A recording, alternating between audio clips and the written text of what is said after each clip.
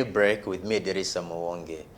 A lot is happening in the country, in the political arena, and it needs somebody, has enough experience to come and discuss that, try to put the things into perspective. I was still expressing my dissatisfaction to the National Unity Platform after their men who disguised their security, men of Kyagulanyi Ssentamu, who beat up our colleagues in the profession of journalism, smashed their cameras. Some of them were badly injured. Imagine someone, releasing blood. Now, it's a huge disappointment, especially to me who has followed these things. I know the trouble these journalists go through. I know how much you have suffered at the hands of the state, at the hands of the Uganda police, at the hands of the military men, atena mu mutukubi of opposition. Like I said, if it was Mr. Besigye, I know right now would have already come out to apologize. Kyagulanyi Ssentamu also expect you to come out. I've been joined by Dr. Rogers Barigayomwe. I want him to start by sharing with us, his thoughts on the demise of Ibrahim Raisi, former president of Iran. Good to have you, Doctor. A very good morning. Thank you for always being with us here every single Tuesday. We don't take your time for granted, sir. We appreciate that time, sir. Thank you, Idrissa. Good morning, viewers. I'm happy to be here to share my thoughts about life, global issues, politics. Yes. Life is interesting and also very sometimes threatening. Really? Yeah. Let's start from Iran. Yes. Here, president of one of the most powerful countries, died in a plane crash. But it took hours to find that plane. They explained that it was because of the bad weather. It could be the one that caused the plane crash. Now, people are trying to make some allegations here and there. We are talking about a country like Iran. Take it up. Yeah, the hours. Definitely, in a great man to die, there is always a debate. It's not that they took hours to get the body, but there is always debate. How do we relay that news? There are inevitable things which will happen globally. And I also say nationally here, but people will take long to agree that they are happening. And even in our own situation, when you see that age is catching up with some of our politicians, and people don't want to agree, they will die, and people will not agree. So for Rais, because he was a fundamental person, especially in the fight against Israel, him allying with the Palestinians, it was a very great shock for people to allow that, he's gone, because many people will attribute it to be maybe a Jewish kind of scheme. Then others will say, and then what will it bring to the whole nation? You have to take time and you prepare people psychologically, but it was unfortunate what has happened to that great leader.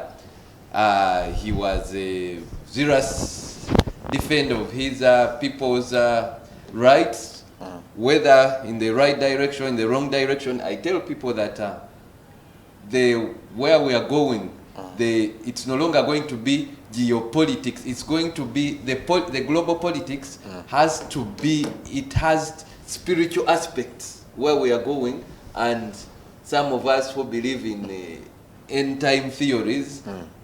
It is very important to know that now the politics which is happening globally is not just what you see on the surface, but it is mixed with very spiritual dynamics and spiritual. How do you mean?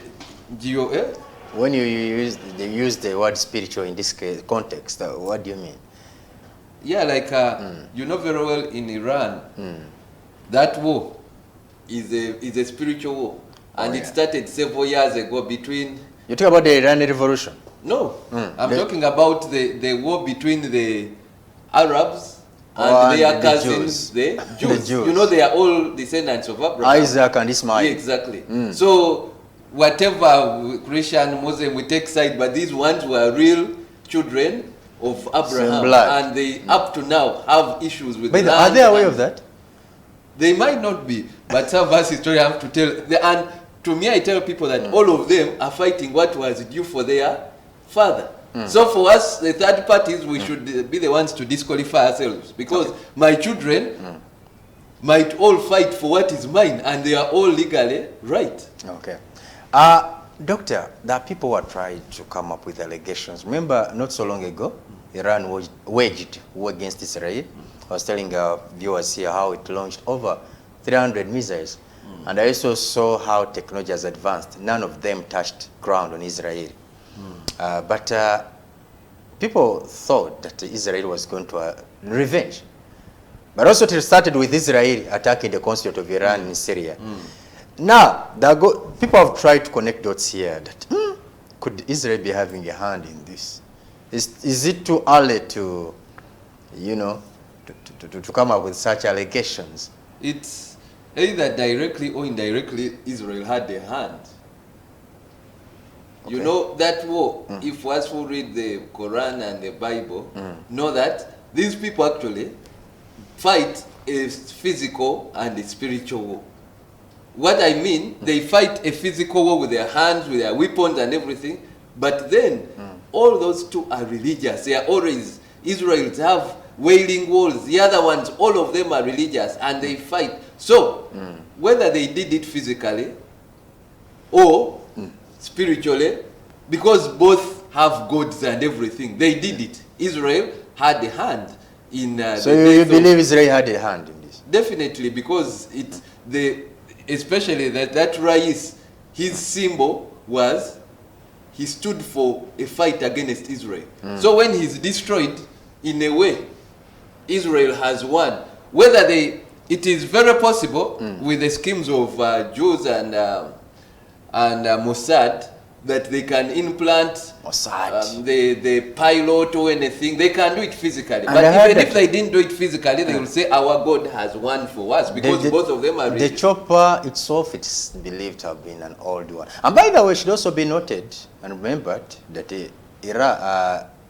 Israel is not the only enemy Iran has. Iran has very powerful enemies in the names of the United States of America, most European countries. You know the trade embargo sanctions that have been put on Iran? Yeah, Iran has had issues of nuclear weapons.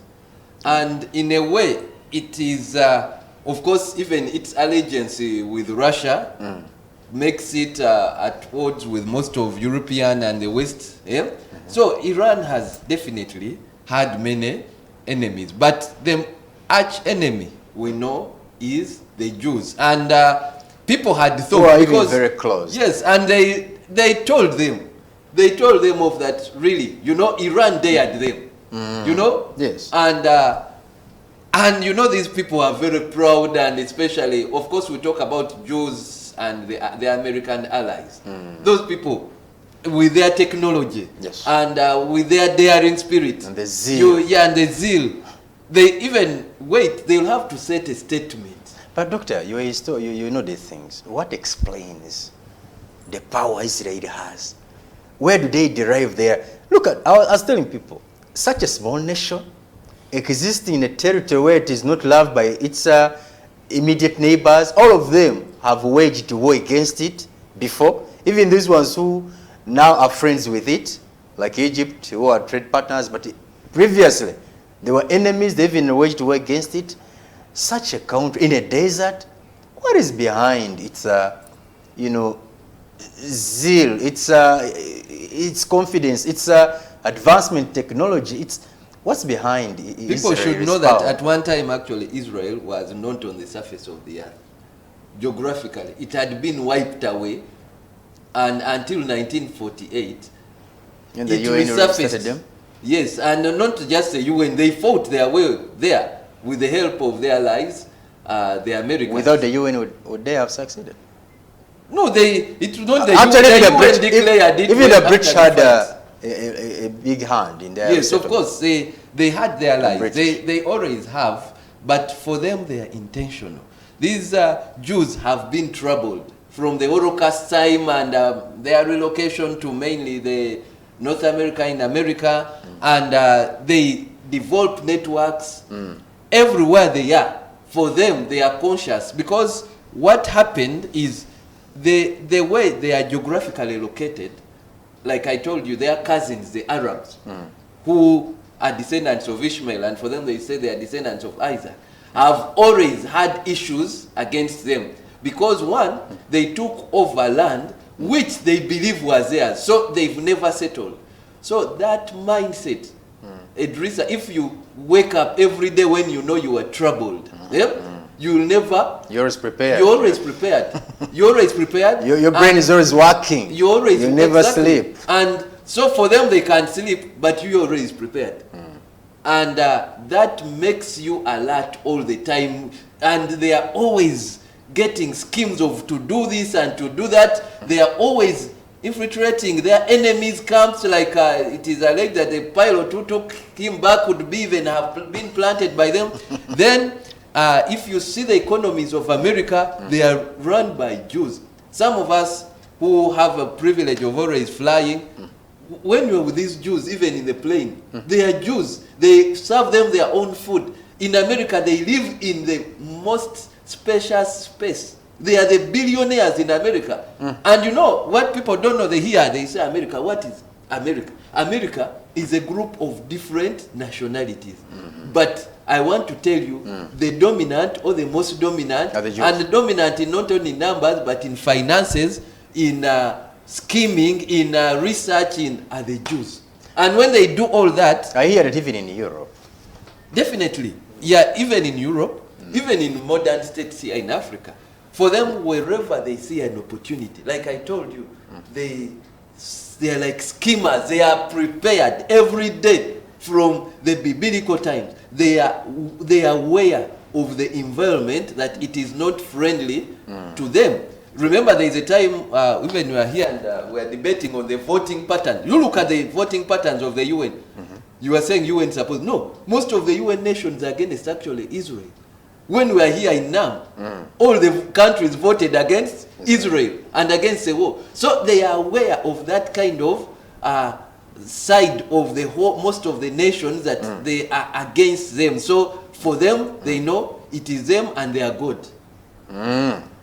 That's Israel for you. You know, when you talk about Israel, I remember before they resettled them where they are now, somebody also had an alternative that about to take them to Uganda. You heard of that? Yes. So because then later on they settled to reset where they settled. After somebody said, no, let's take people to a land with no people. And so the land that had no people was the other place. I'm imagining if they brought them to Uganda here. No, you cannot say they didn't come. They came. It's just people are not aware. They have ever lived here. They are here. And even they are ruling you. Some of us who are Bible scholars know the Cushites. Some of those Israelites have offsprings. The people you see, like, and actually they are even big. If you see tribes like Ethiopians, they have those remains of the Jews. If you see now Eritreans who you see, if you see the Tutsi, even the Tutsi are called the Jews of... Those are the people I'm talking about. They called them, the Tutsis are called the Jews of Africa. And they came, and I know they settled in Uganda. You say they settled in Uganda, and they are ruling Uganda. So they have their fundamental, their tribe in Uganda, in the constitution. The difference is this in the skin complexion. Yeah, it's just you see a black color, and even they are black Jews, if you know that. These are the black Jews we are talking about. And they've settled here, and they're in the leadership. We have some black Jews leading countries in Africa. They are leading the region, and they are continuing, and they are purposeful on that. They know. For you, the indigenous populations, you are not aware, but it is purposefully that they are leading, and they have a covenant with their God that they will continue to dominate all parts of the world. If that is the case, I've not seen these black Jews standing in support with the other white Jews.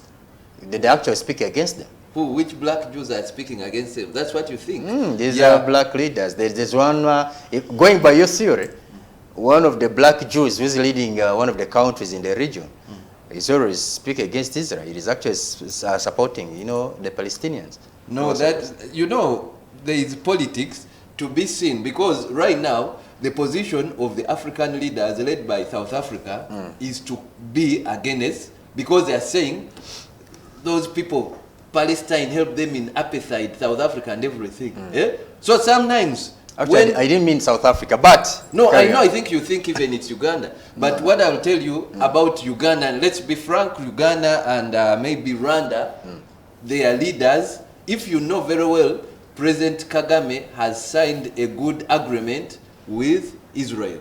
Even here in our leadership in Uganda, you know very well the leader, Netanyahu, was here, well hosted. Yes, well he lost a brother here in Entebbe. Yes, it's exactly. And you know, he has a very good relationship with the State House here, with the First Lady, and you've seen the pastors around. And so what are you saying, that they are not, we are against? No. The mindset is, as a nation, Uganda is in support of the Jewish people. For me, that's a bigger picture I see as an analyst. And even the president, by hosting, of course, last time he also showed as if he's hosting Rais. But when you see the body politic, you know it is skewed towards a Jewish nation. Indeed.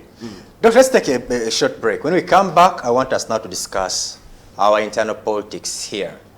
We are moving closer to 2026. It's a very busy environment. The latest I've learned is that police said that it is not going to allow the National Unity Platform, you know, to continue. You know, they had plans to traverse the country like they used to, like they did in the past. But remember, when Chagulanyi Ssentamu was traversing the country last year, was it this year?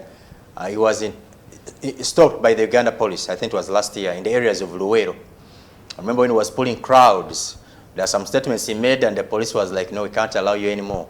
So now, there was information that they were trying to, you know, continue, you know, I mean, carry on with their campaigns of moving around, but the police was like, we're not going to allow you. Let's take a break. When we come back, Dr. Roger is going to be helping us shape all these issues in perspective. Don't go away.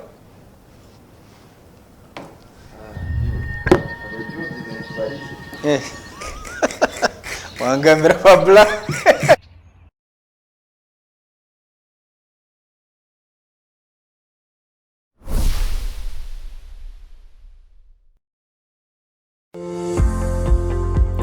Uganda, your #1 leading education newspaper, is back, bigger and better. With articles to fully suit the educational triangle, from the government, schools and parents all over the country, aiming at answering the ever left out questions, not forgetting revision questions and answers set by experienced teachers to prepare students for their finals. The Lana newspaper is supplied to over 12,068 schools all over the country with affordable advertising rates. We offer many more services, which include uniform and sweater tailoring, all with an aim of easing work for the educationists. Contact us on 0754 777 029 or 0774 621 539. Email us on info@lananews.com or visit our website at www.lananews.com. You can also visit our offices at City Center Complex, room J15,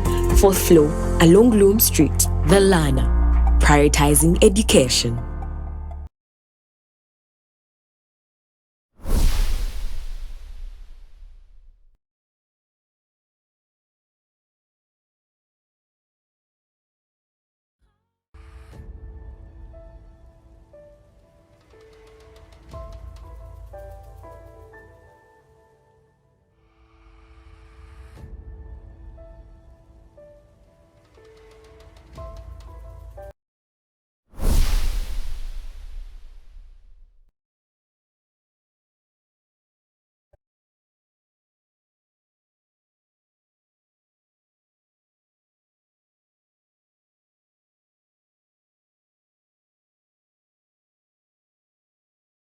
Discover delicacy at Cafe Atu, your all-in-one destination. Whether it's the perfect cup of coffee or a satisfying meal, we got you covered. Indulge your cravings with our mouth-watering pilau, savory katogo, crispy chips, and tender chicken. Explore our world of cocktails and fresh juices for a truly special treat. Planning an event? Choose Cafe Atu for top-notch outside catering services. Benefit from ample parking, stay connected with Wi-Fi, and catch your favorite matches on DSTV. Nairobi. Kafea 2 offers food deliveries in and around Kampala. Hosting a conference, our center accommodates up to 1,000 people. Need a boardroom for a party or corporate meeting? We've got just the spot for you. We offer a free venue for birthdays and baby showers, providing complimentary photography. For those aspiring to become professional baristas, our barista school awaits you. Visit us at Albany Center, Level 2 on Ginger Road. Cafe 2, where every occasion becomes a memorable experience.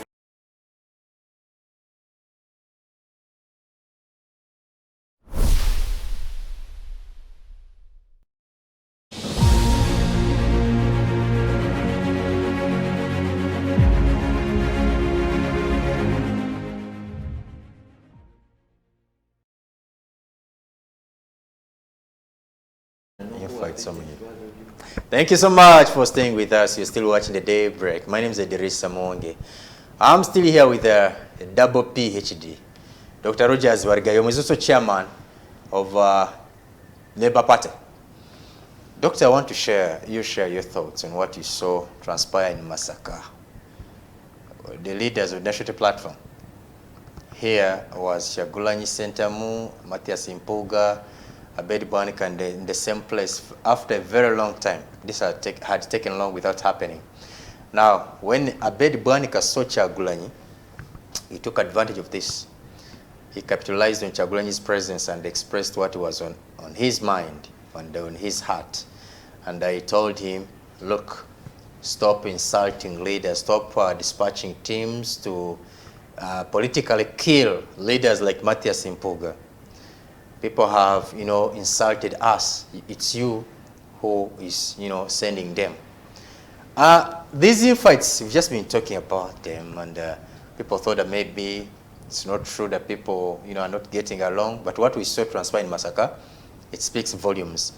When you look at this, what's your projection into the future of the National Platform after seeing these infights? And not the future of Unity Platform, National Unity Platform alone, but the future of political parties in the whole nation.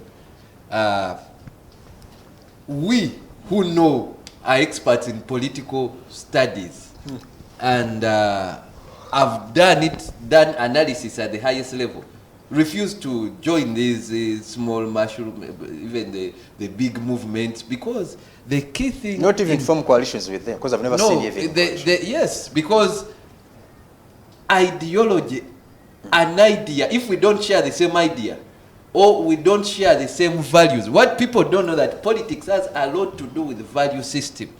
If you sit with people who you don't believe the same values with, then most likely you are going to just have infights for the future. So if you anticipate, the problem here, people want a quick fix, run fast to do something, and they form those coalitions. But it was known... You hinted on ideology. Are you questioning the ideology of the National Platform?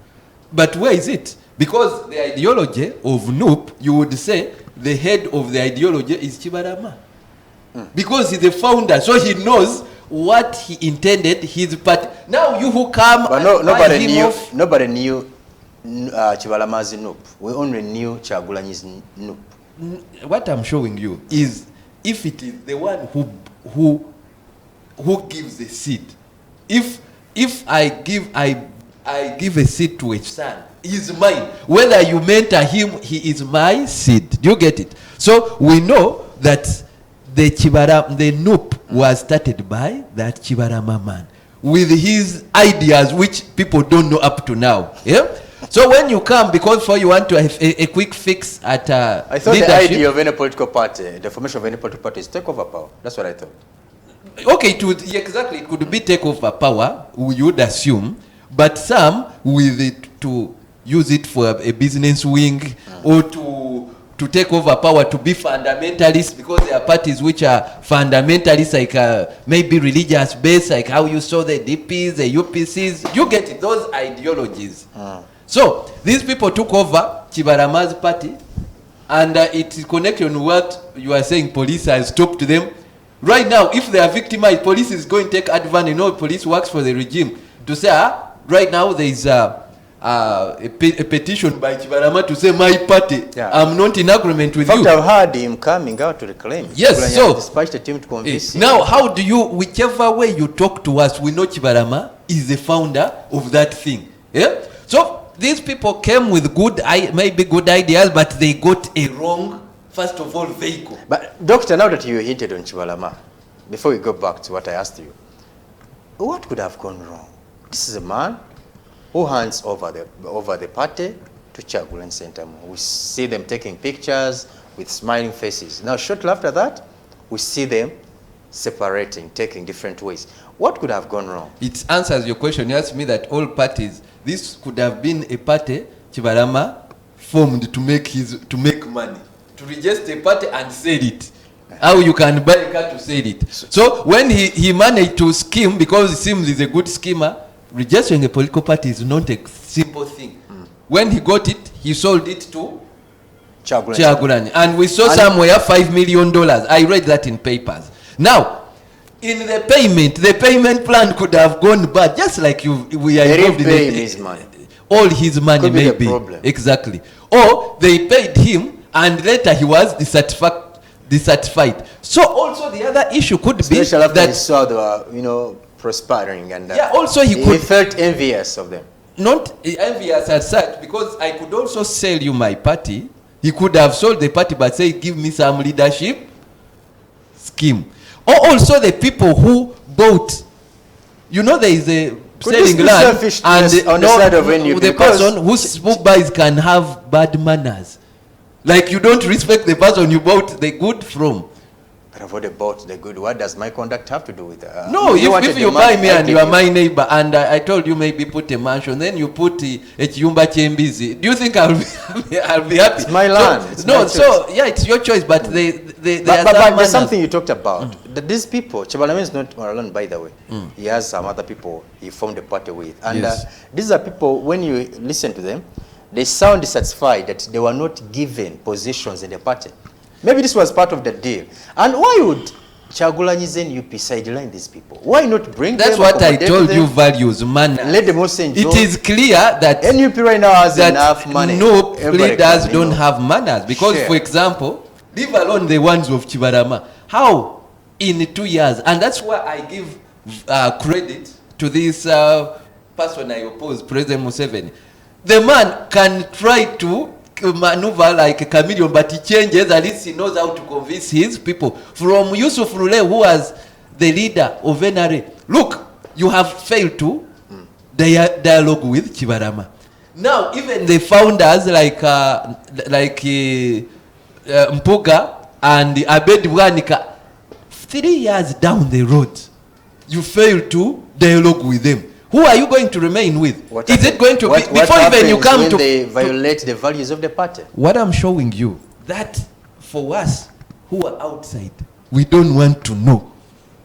You as a political leader, you should know how Here to is the party's maneuver. reputation at stake, and you want him to continue accommodating such people. He has to come out. But and of course, the lash out. parties also, a party is looked at as right now people are looking at a party which can hold power and hold the system for some time. So when you fail to do it, when you are still just information, then how are you going to hold the nation together? A nation is full of people with divergent views. You know that.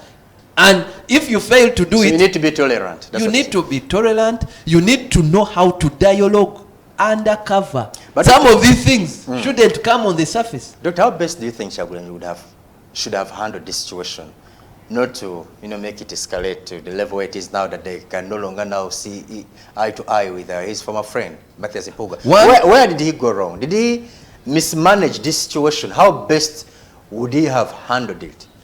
One, Chagulanyi, like I told you, I even say he has performed up. He has never seen this. Chagulanyi knew just how to manage a musical band. So these things you have to study them. You have to learn. You have to be trained in them. So what he has done for me, credibly beyond what even I expected him to do. But these are things we are teaching people for even several years to do. And so, but what he would have done is, one, he would Kyagulanyi was just supposed to come like a cult leader. And he would never be even in the leadership of the... No, just, yeah, like for him, he is a person, through his music, through his popularity, he was a known figure. Like, for example, this Iran we are being talking about, Ayature is not the president, yeah? But he's a spiritual leader. Yeah, so Kyagulanyi's power, even up to present, he can galvanize support of people. But he has never been in such leadership structure, so he would have allowed to be a cult leader. Like the Ayature is above the president by the of Iran. So that would be the position of Kyagulanyi. Then he gives the Mpugas to do the bureaucratic leadership, the systems, because Kyagulanyi cannot understand the systems of especially political scheme. And what does he do when he see them going astray? Can you divert from the Ayatollah of Iran? Yeah.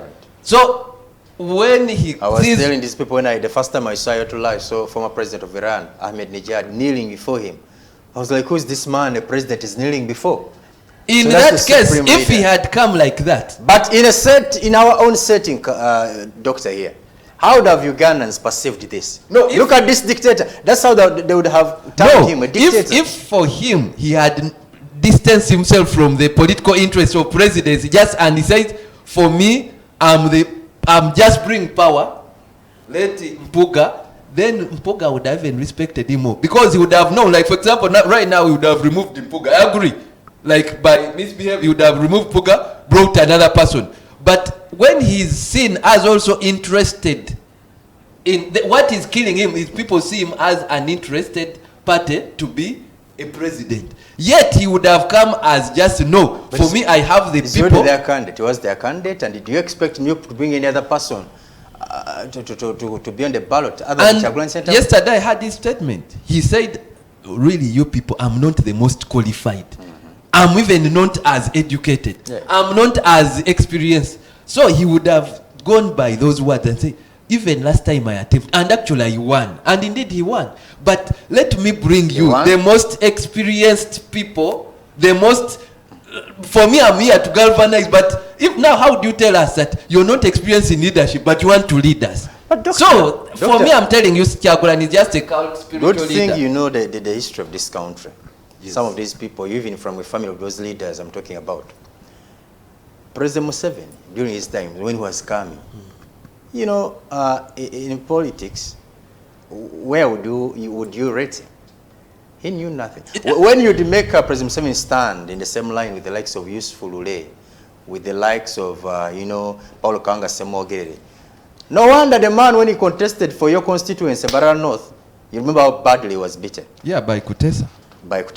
Now, what I'm trying to show you is maybe Kyagulanyi is also in the same line. Yeah, that's why we don't want to repeat that. But once he gets there, that's why we don't want to repeat this madness of President Museveni.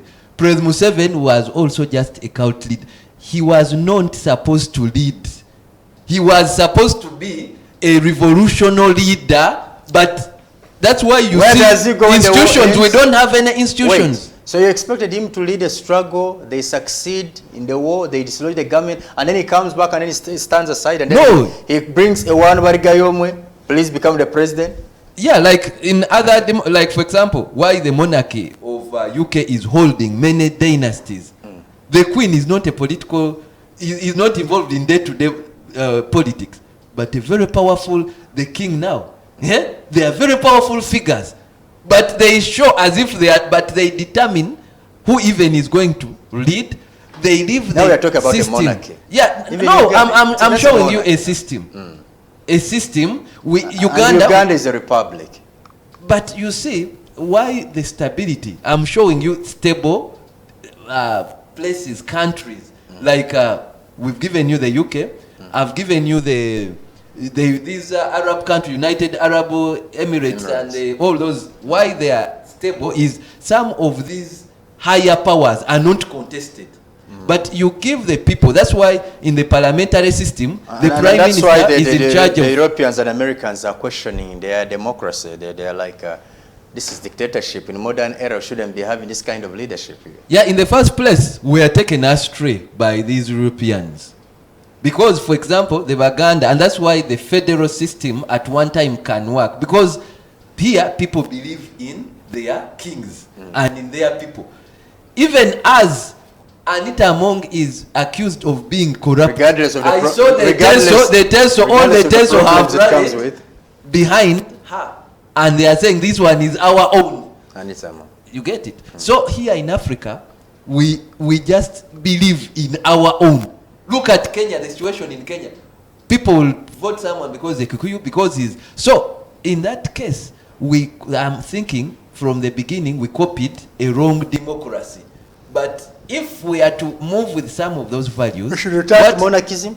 Not monarchism. We had our system, which was working here. It would have just been improved. You know, when it was you see... monarchism were under kings and, you know... Exactly, that's why... Chiefs and, you know, the challenges it came with. That dictatorship... It didn't come with a lot of challenges. Because, for extrajudicial example, I'll tell you... killings. No, I'll tell you that... This democracy also President Museveni said no monarchies. Even this Muhoozi was talking about, but they are bringing their own monarchy. So these things are engraved in us. You say we don't want monarchy, Which but monarchy are you talking about? the one from President Museveni to Kainerugaba. Kainerugaba was not told that he's contesting for president. But it is and the not. president That has also... one, you cannot take me to that. So anyway, what I'm showing you, and okay, let's talk about the monarchy of Kyagulanyi. Kyagulanyi and his family ruling over a party. So what I'm showing you is whether you deny these Is that things. true, really?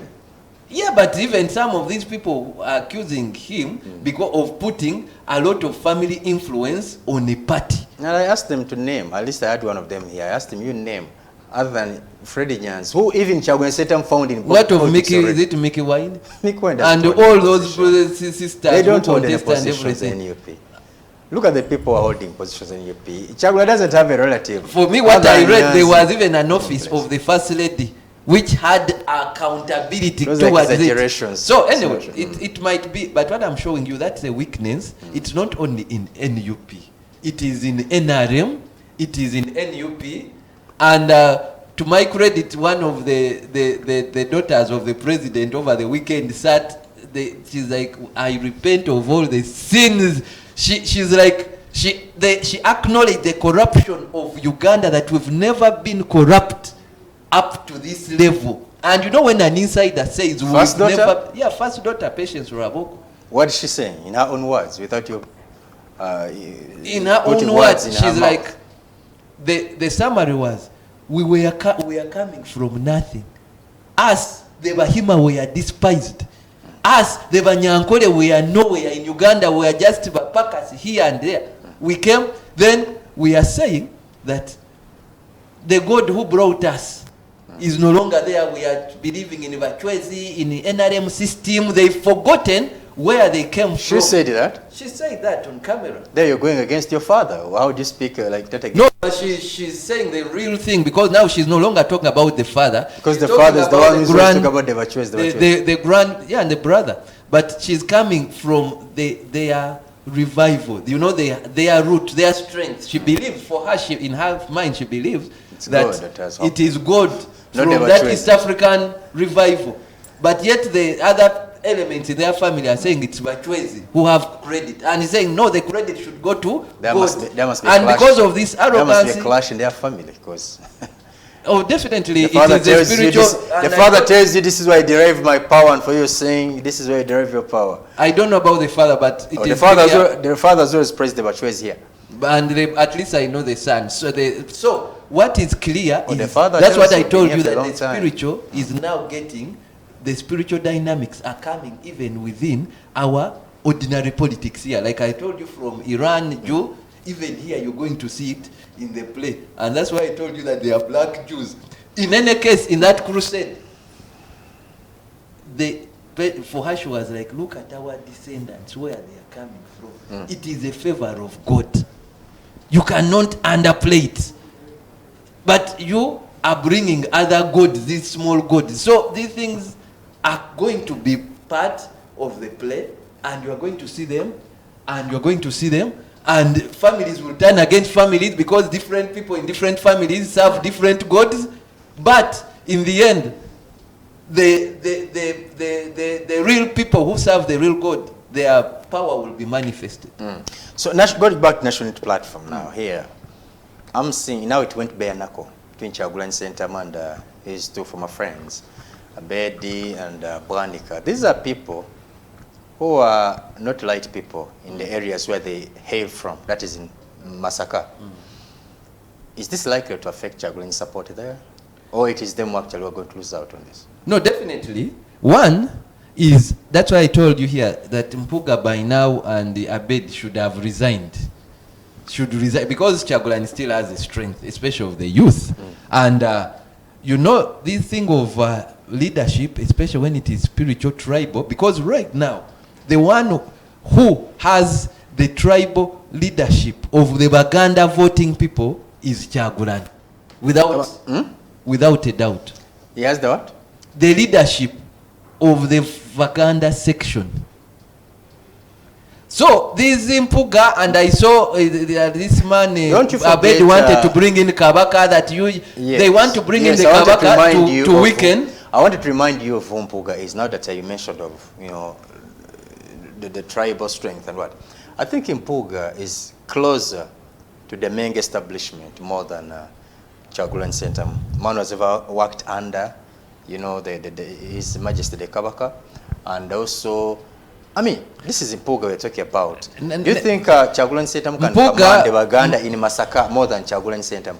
No, what I'm showing you. I mean, Kyagulanyi can command the Baganda in Masaka more than Mpuga. Definitely, let me tell you, all the Baganda will rally for the most powerful Muganda right now, who is Mpuga. Kyagulanyi. I'll tell you what happened in Ankole, in the West. When people who used to vote for Besigye, because that time it was Besigye and Museveni, people, I have cousins who used to vote for Besigye. When Kyagulanyi came, they went back to Museveni. Okay. People here vote according to religion, to tribes. So their biggest catch right now is Kyagulanyi. And I want to disappoint you that Mpuga will never be stronger than Kyagulanyi. So for now, even when you speak like that, are you saying that he's going to lose his constituency? Who? Mpuga. No, Mpuga could even, maybe could win. The wise thing I would give Mpuga, well, if he wins, to contest. If Mpuga won his constituency without Kyagulanyi support, then people are going to perceive it as if Mpuga is actually more powerful than Kyagulanyi down there. Because we believe that Kyagulanyi is going to field candidates against those two, Mpuga and Abed Bwanika. Now, once he fields candidates against them and they beat those candidates, then they will have proved that they are more powerful than him. In that area, not in the whole locality. But they're not competing. Up to President Museveni, you know, even them, they with their constituencies. Yeah, what I'm showing you, you have told me if we are looking at a Buganda vote, who holds it? Mpuga or Kyagulanyi? That's the question. You don't expect Mpuga at any one point in time to come and contest for presidency, do you? Whatever, he could, but if he's to come, that's why you would get the clear image which you want. If he's to contest, if you want to dare, like the real comparison, let him come and contest for Buganda, for presidents, then you will know who is more powerful. But you cannot say when he contests in a constituency. That's an obvious case. That's an obvious case. Yeah, so Kyagulanyi still holds the vote of majority of Baganda. And though they will see his weaknesses, just like these Banyankole Bahima, they know the weakness of Museveni, but they vote him as a block. So, despite his weaknesses, he will always be voted by Baganda. You know, these things are not sentimental. And remember when in his speech, he started telling them, you people, Bagamba, mbu Abaganda tuinenkwe. That was Kyagulanyi. But do we? But indeed, I told you, those spiritual things, they are the same, by the way. Patience Ruabogo was talking about, those things are going to surface where he's saying that, but it is clear. The Bagandas who are my paternal uncles and they have unkwe, they are saying it. I mean, between you are saying Bagamba twin uncle, but you are showing it that I think when he spoke like that was like, look at what just transpired, because he was speaking shortly after Abed had attacked him. Yes, it was a real attack because the one was even moving closer to him. That is it, and they are being used by the regime. Yes, but and he also hinted on that. It was like, these are guys who maybe they are sent, by someone to come and do what they're doing. No, but it is not even if they are sent. I've told you the other side of the game. Patience knelt in Mbarat Boma town, and she said, all you cattle keeper come and we repent before the cultivators. We took their land. We have square miles. So these spiritual sentiments are going to resurface. Okay. And the Doctor, our time is fast spent. You have to get out of here. Any parting shots to make? Yeah, the parting shots are that what you see internationally is a mirror of what is happening in our societies. Yeah? And it is that, unfortunately, no one can hold it alone. And that's why for us in Labour Party we talk about a conversation. We should have a national conversation, and it has begun in different parties. And don't see it as a party affair, because you talked about NUP. I read about UPC also fighting over barrio. Every party has these fractures. Okay. So that's why there is no party which is going to hold. We should now talk about the national system and the institutions of our country, how they should be run by professionalism. I thank you so much. Dr. Rogers Wargayomwe, there for you.